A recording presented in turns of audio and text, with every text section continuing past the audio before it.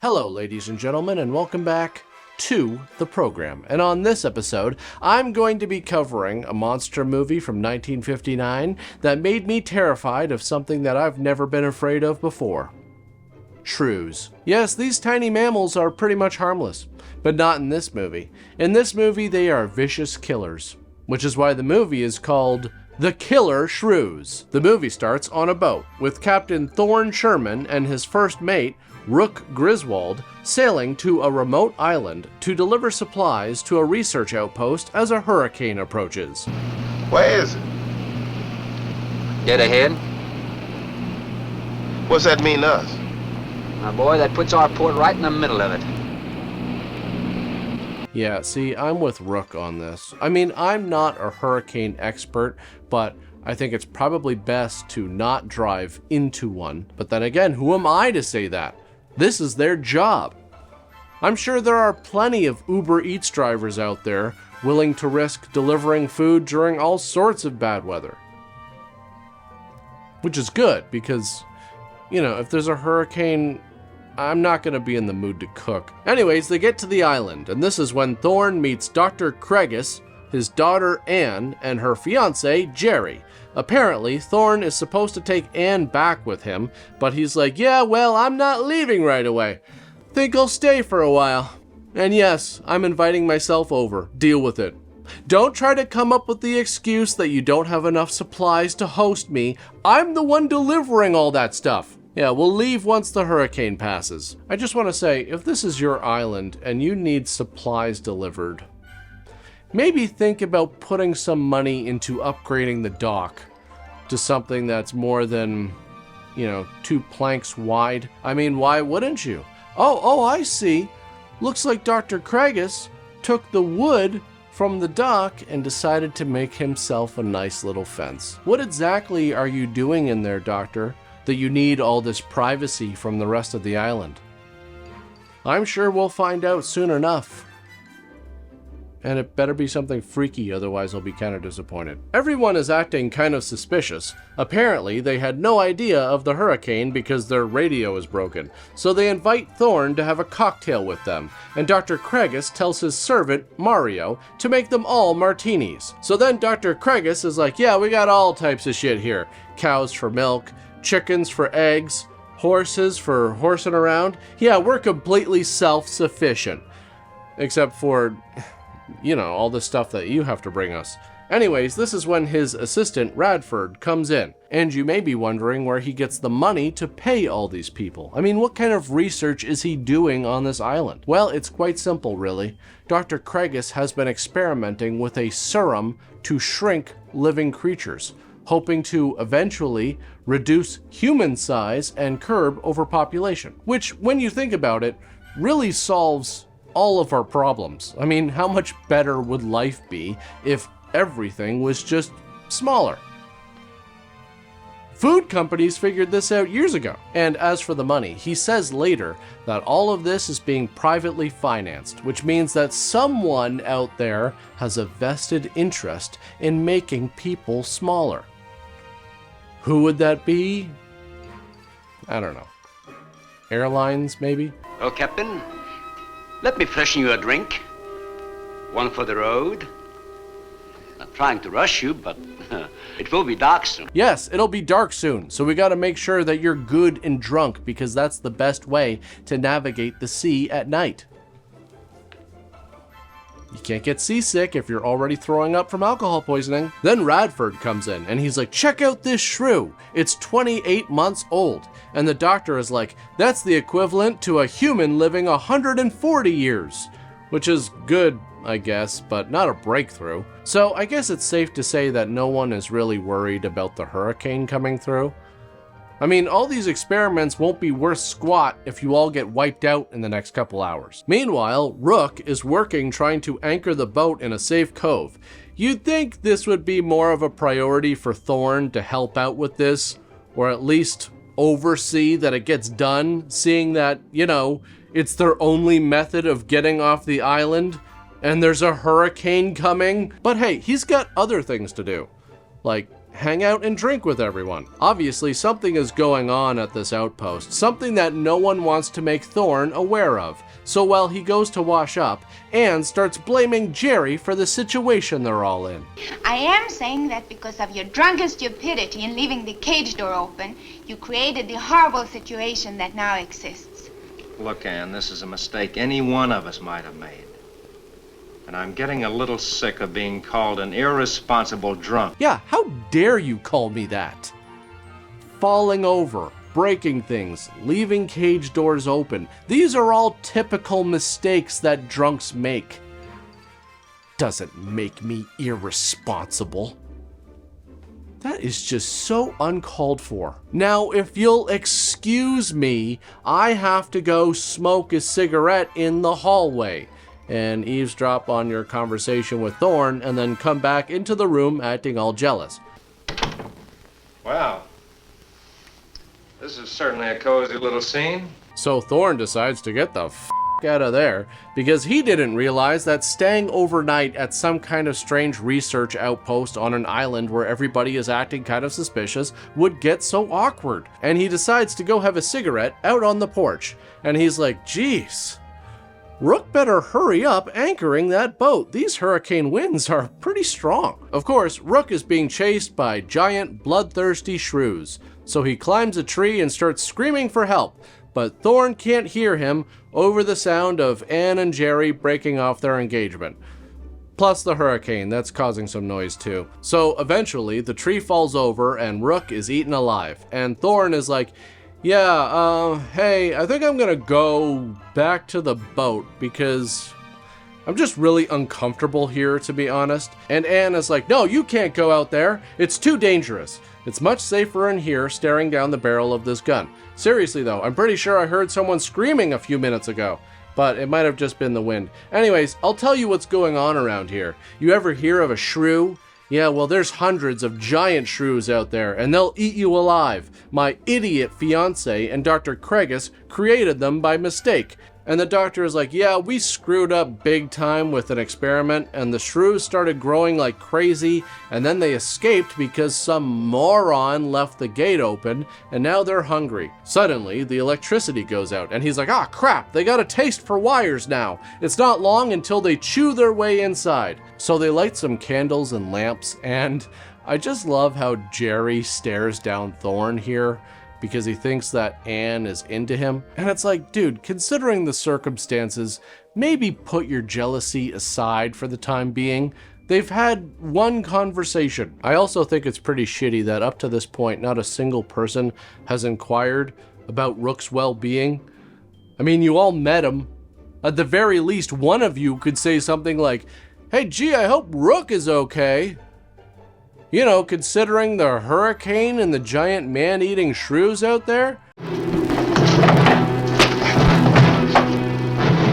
I don't think he was going out, Jerry. I couldn't take a chance. He's fool enough to. Don't be stupid.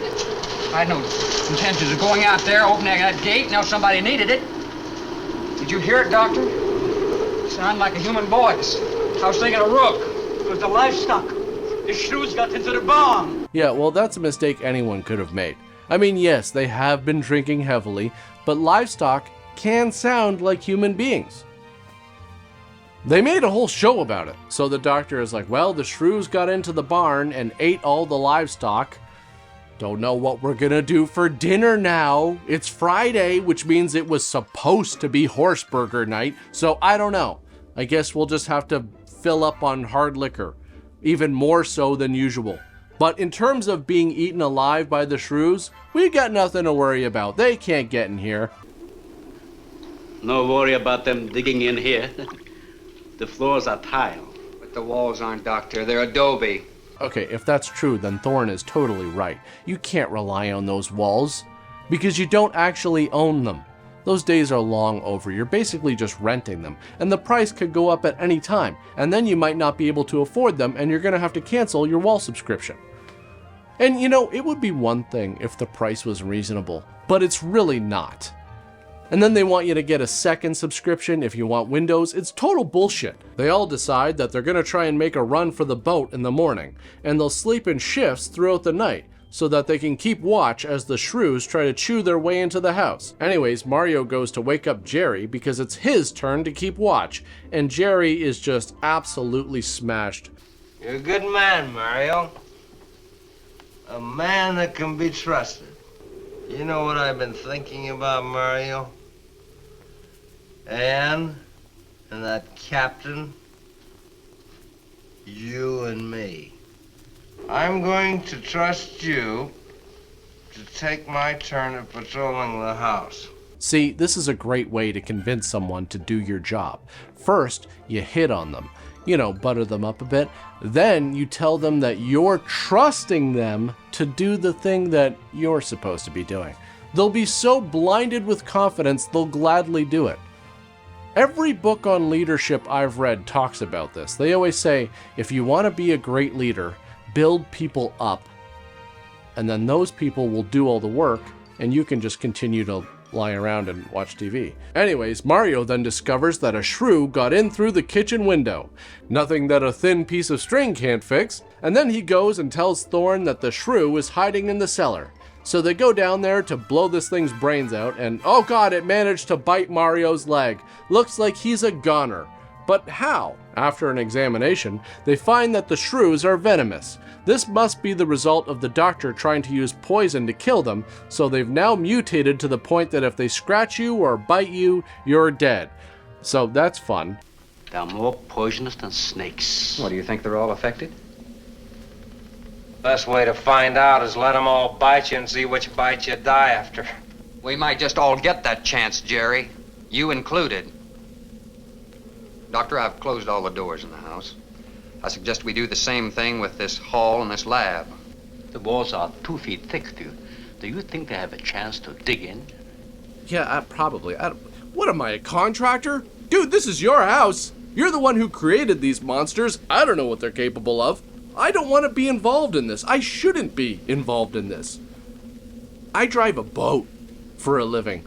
That's the career path that I chose. You chose the career path of creating monsters. Not judging, just saying, this really shouldn't be my problem. So Thorne comes up with the idea of throwing the dead shrew outside as bait to see if the other shrews go for it. But all is quiet, so he and Jerry go out looking for Rook, and Jerry sees this as his opportunity to get rid of Thorne once and for all. But here come the shrews, so Jerry decides, hey, I'll just run back to the house and close the gate on Thorne. But Jerry forgets that Thorne is a sailor, which means that he's an expert at climbing fences. And this is where Thorne just beats the crap out of this guy, and then right before he's about to throw Jerry over the fence, he realizes that everybody is watching, and you know, it's just not a good look. I mean, you're trying to impress this girl, so you don't want to be seen killing her fiance, even though he totally deserves it.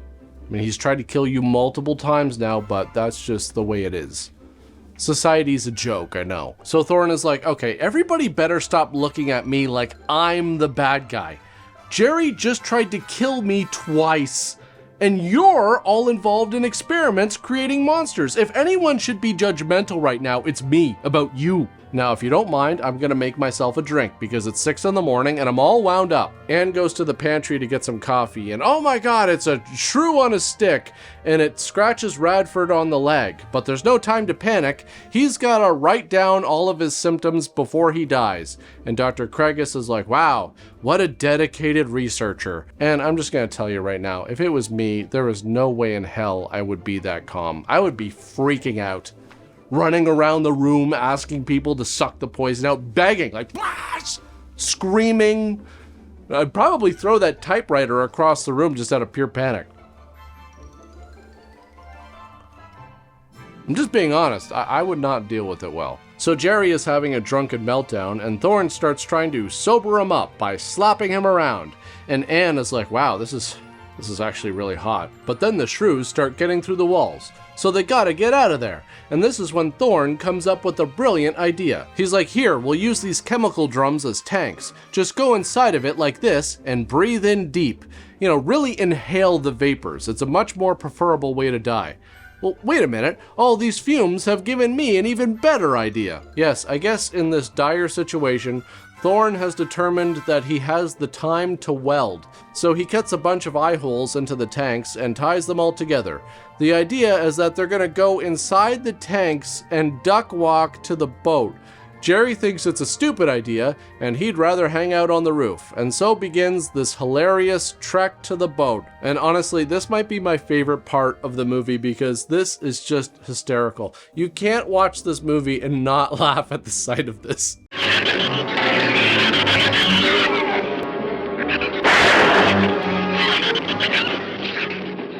Keep moving. Let's go! Let's go! Finally, they reach sand, and they're like, we made it! All the way to the water! And shrews hate water. So they swim to the boat, and they're like, we're saved! We just have to get through the rest of the hurricane, but whatever, let's make out, the end. Now, you could probably tell watching this movie that the shrews are just dogs in costumes. Apparently, they had the dogs wear glued-on patches of fur, and during the action scenes, this was a problem because the dogs kept shaking off pieces of the outfit. For the close-up shots, they used puppets. And yeah, some of these, it looks pretty funny. But overall, I think they did a pretty decent job shooting this because they kept these shots really short. And in a lot of them, all you can really see is just an eyeball or some teeth. This movie starred James Best, who had a very long acting career that spanned over 60 years, appearing in many different TV shows and movies. He was even in the sequel to this movie that came out in 2012. The Killer Shrews was shot on location outside of Dallas, Texas on a budget of $123,000. It was actually filmed back to back with the giant Gila monster. They used some of the same crew and some of the same locations for that, and the two movies were packaged together as a double feature for drive-in movie theaters. Despite being considered kind of a throwaway B-movie upon release, the movie was a financial success, grossing $1 million and going on to develop a cult following. So if you want to check this one out, I've added it to my full movies playlist. I want to thank all of my supporters on Buy Me a Coffee, Patreon, and my YouTube channel members. I want to thank all of you for tuning in. But that's pretty much it for this one, and I'll see you all next time.